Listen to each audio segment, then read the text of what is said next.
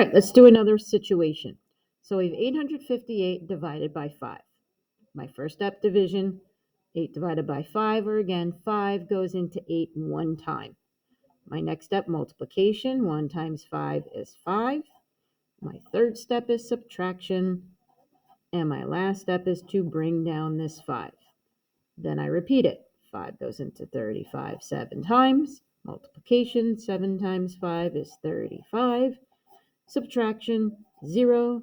Bring down the 8. Repeat it again. 1 into 8, 1 time. 1 times 5 is 5. I subtract and I get 3.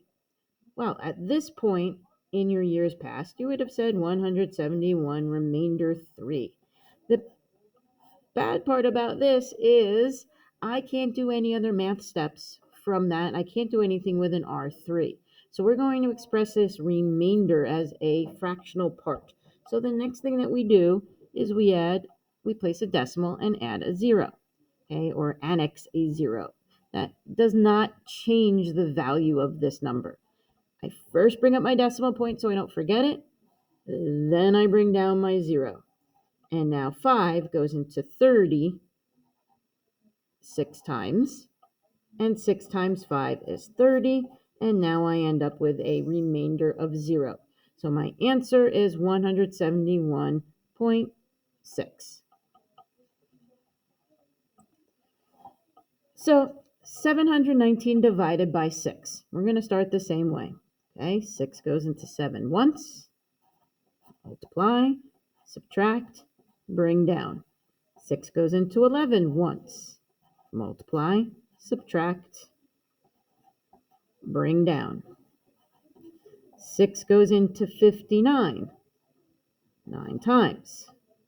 Okay, multiply, subtract, bring down. So now again, I have this leftover number here. So I'm going to express it as a fractional part.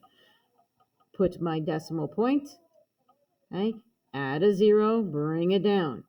6 goes into 50.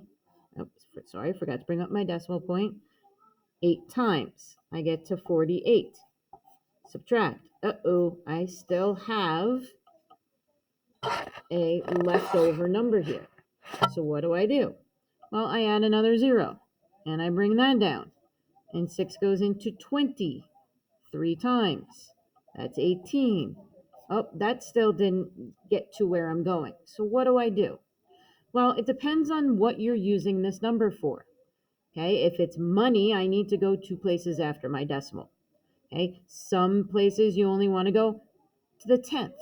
So if I were to round to the 10th, this number would be 119.8. If I needed money, I need to go one more place. Let me just zoom out a little bit. One more place. So I have to subtract. I get my 2. So that means I need to put another 0 and bring it down. And that's going to be, again, 3. So if it's money, now when I round, it would be $119.83. So again, it depends on your use. There might not be an end to your decimal like in the example before.